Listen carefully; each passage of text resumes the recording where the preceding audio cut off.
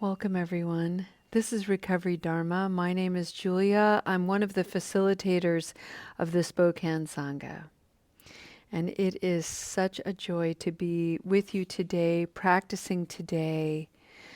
And I want to bring everybody up on the same page, particularly anybody who's joining us for the first time today. Or if it's been a minute since you've been able to join us and haven't heard what the theme is for the month of March, I wanted to bring forward the vipassana practice, the practice of deep looking, the mindfulness engagement of taking an idea, taking a feeling, taking an experience or a story or a memory, anything that is arising for you.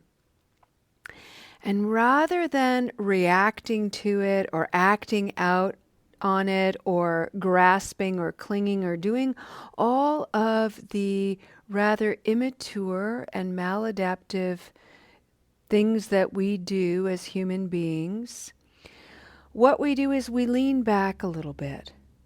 We settle down a little bit and we begin to cultivate curiosity.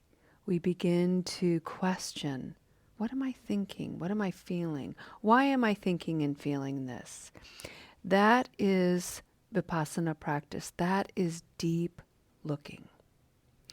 And so what I wanted to do for the month of March is introduce to your practice and to your minds a very simple way of engaging this somewhat simple yet profound practice by bringing forward as a single focus, as a stimulus, a single word and a single concept. So we began this practice a week ago on Friday, and the word that I brought forward for us to entertain was the word clarity.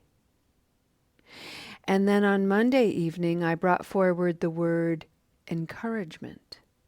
What does that mean to you? And then yesterday, I brought forward the word and the concept dolor, pain, mental anguish, hurt. That's what that means. And there is a method to my madness where we're building upon these things. We're anchoring this practice in clarity, an intention to get clearer, an intention to understand ourselves because we're fascinating. And that is the first element of the Noble Eightfold Path. To do this with any degree of lightheartedness and ease, we have to be encouraging. We have to keep our spirits up. We can do hard things. And then we have to recognize kind of surrounding, patrolling our practice, infusing our practice and our daily experiences is this very human experience called pain, suffering, anguish, confusion. It's everywhere. It's absolutely everywhere. And it's heating up. Lo was telling me just this morning that her visual world was assaulted by a vehicle that had a new flag on it promoting a presidential candidate. Presidential candidate 2024, followed by the words, "Fuck your feelings." Lovely. Painful. So much confusion. So much pain. Can you imagine that is your MO in life, is to just continue to put out into the world, fuck your feelings, fuck your feelings, fuck your feelings. Wow, deep suffering, deep suffering. It's everywhere.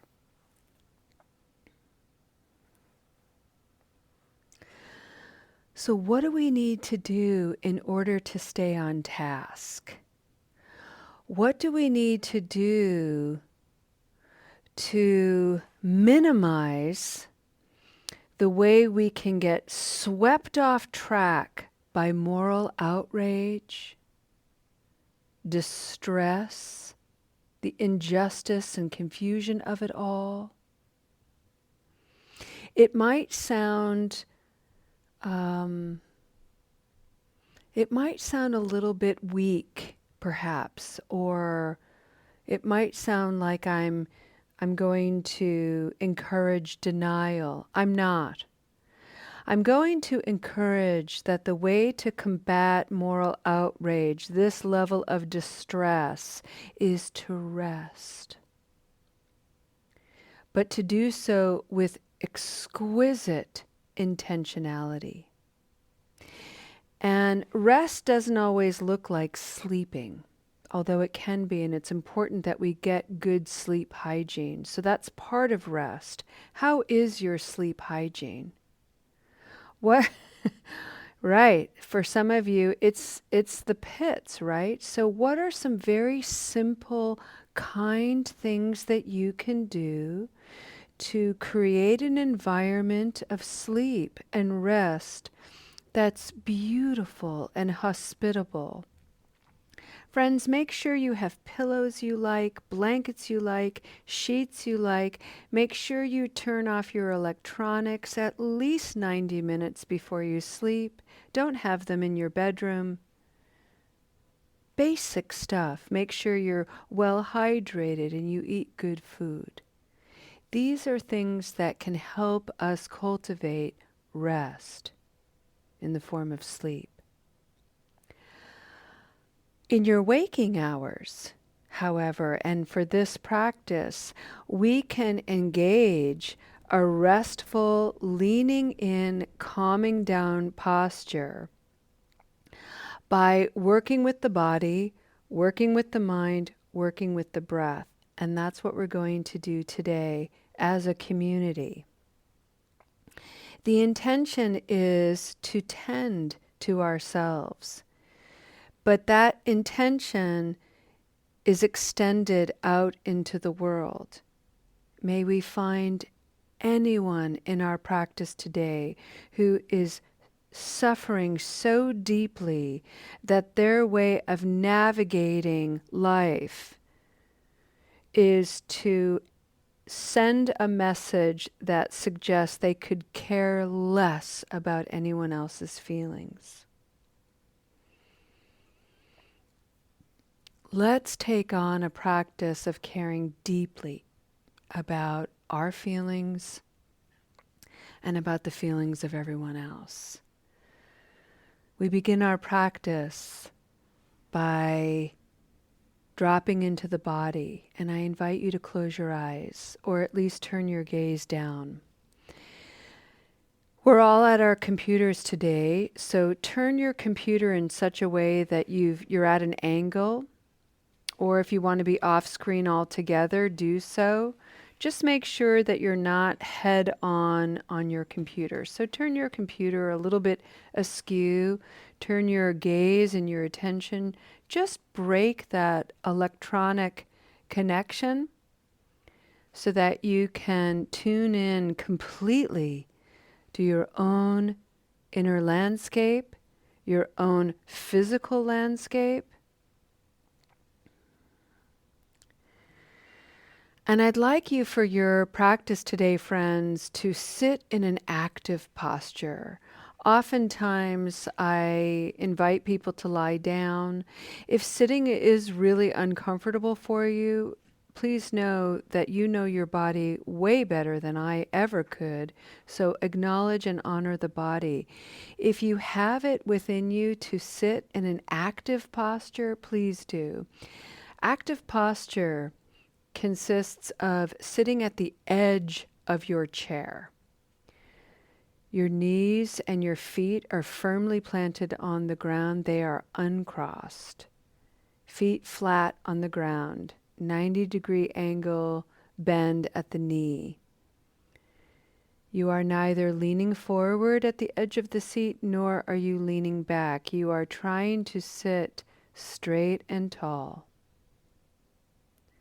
Soft belly, strong back. Take a moment to breathe in the belly and feel the diaphragm and the belly relaxing and expanding as you inhale. As you exhale, make sure you expel that air from the level of the body. So you are going to engage those abdominal core muscles, and you're going to kind of suck in your gut a little bit and squeeze out the air as you exhale. Inhale, feel the relaxation and the belly expanding. Exhale, engage those abdominal muscles and squeeze all that air out.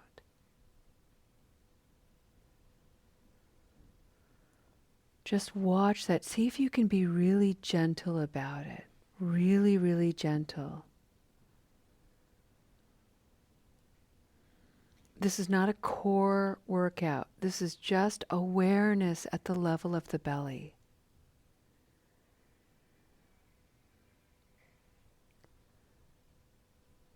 In that process of paying attention and maybe striving for something, it's very natural for that concentration to rest a little bit on the shoulders. And when that happens, the shoulders have this very natural tendency to roll forward and up a little bit because we're really concentrating. We're straight A students.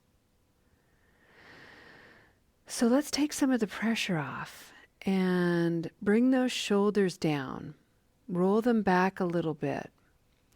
Open up the chest, maybe even exaggerate, bringing those shoulder blades back like little wings. Tuck your elbows back just so you can feel that opening across your chest. And then allow your hands to find a place to relax on your legs.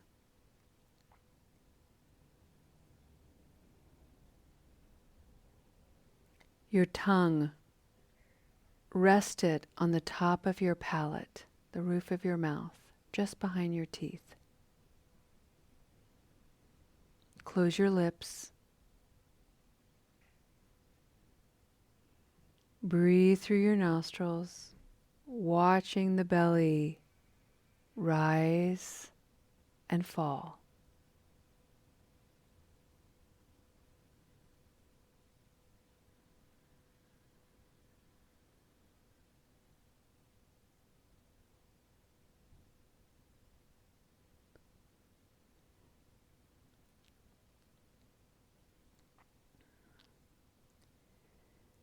Take a moment to gently observe this precious, miraculous body of yours.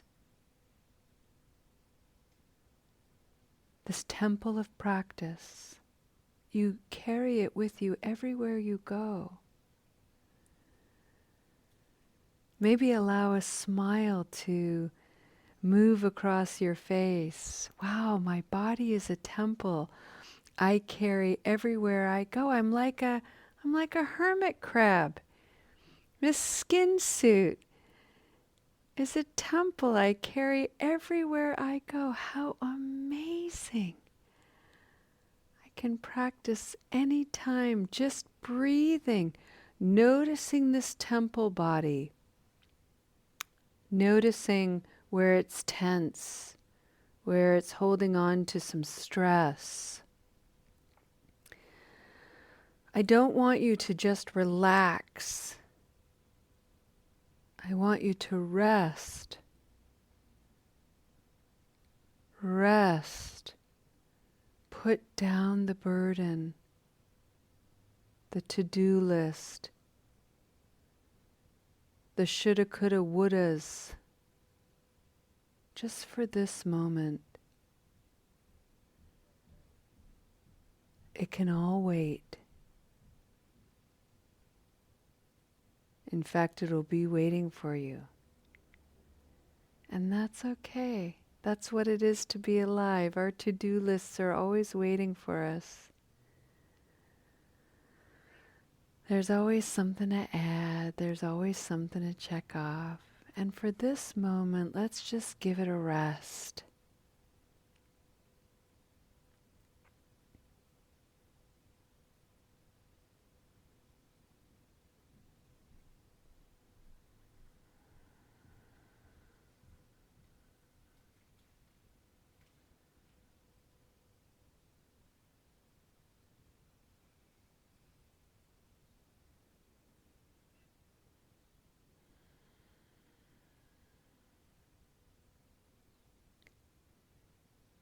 When the mind wanders, and it will, that's its job.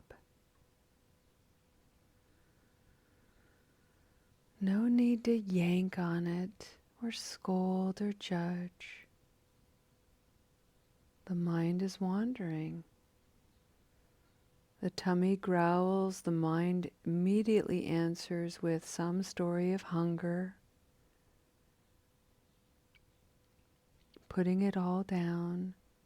We're just breathing right now, resting.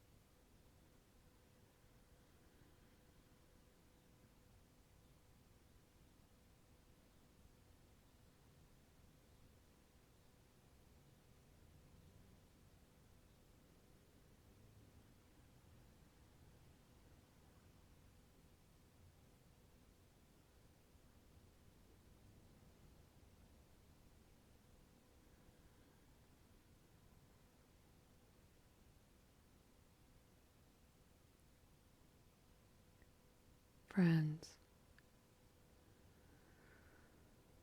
when you notice during your practice any part of your wonderful temple body tightening up, maybe a memory has arisen or a sound has sort of punctuated the concentration and a thought has arisen and suddenly you tense up. I want you to know that the awareness that you have about that whole process, oh wow, look at that. My right butt cheek just tightened up. For me, that was my first person experience just a minute ago, and it's because I was listening to a bird. And suddenly I was thinking about, oh yeah, I need to fill the bird feeders at the farm. And then I was aware that my butt cheek was tight. I'm like, wow, look at that. It happened in an instant. And it's so dumb. And whatever, right? That's how the mind goes. That's how my thoughts rise and fall. And I can smile at all of it and invite it to be perfect. That's the practice. That's the noticing. That's the awareness. And in my body, in my first person experience, there's a lot of ease with it. I'm thoroughly enjoying this awareness. And why I bring this forward is to mark its contrast. There's somebody in the Spokane area driving around with a message that is an assault to my eyes and to my spirit. It is a message of enormous suffering and false strength and dismissiveness and diminishment. Deep, deep suffering, stemming from an inability to be aware, an inability to even be curious about multiple perspectives, seeing something from very different points of view, opposite points of view even. And that level of confusion and anger can lead someone to violence and enormous harm to oneself and others.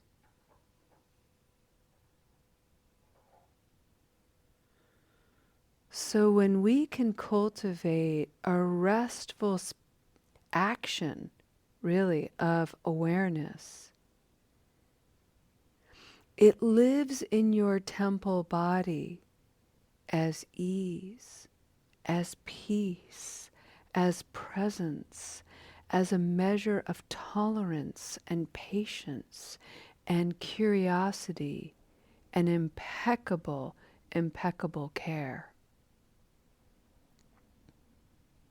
This simple yet profound act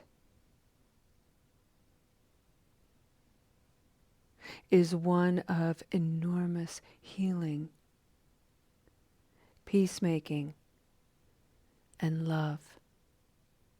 Your effort in this moment today is putting out ripples in the world that can bring light in the darkest, most haunted places.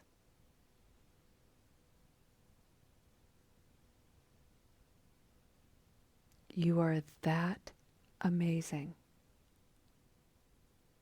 And this practice is that far-reaching.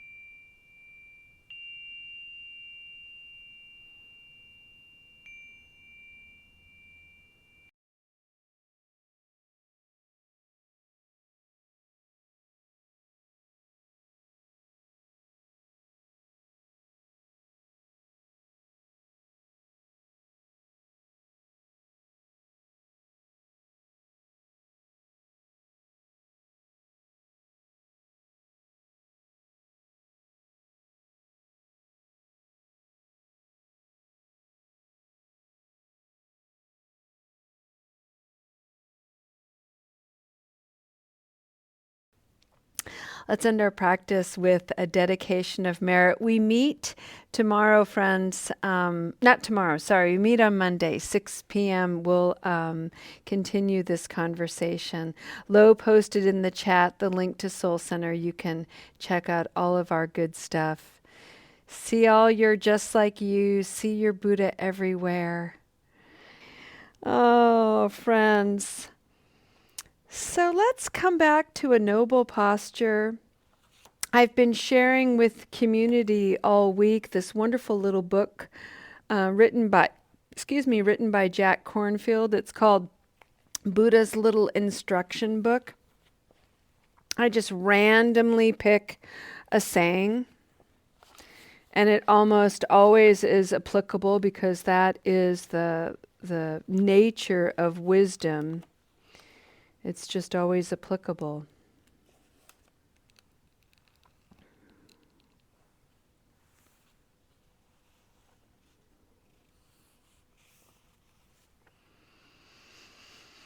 There are no holy places and no holy people.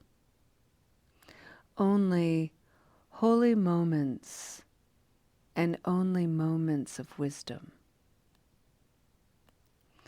There are no holy places and no holy people, only holy moments and only moments of wisdom. Friends, may your holy moments, moments of wisdom, your wisdom, I might add, the wisdom of the divine as it speaks through you, a child of the imagination of the divine. May that stir within you not the extraordinary nature of holiness, but its ordinariness. And may you see ordinary holiness everywhere you go. May you smile at it. May you share it. May you feel blessed by it. And may the holiness of these ordinary moments and the wisdom that is sung there bring you to rest for the benefit of us all. Thank you so much for your beautiful practice. We'll see you next time. Namaste.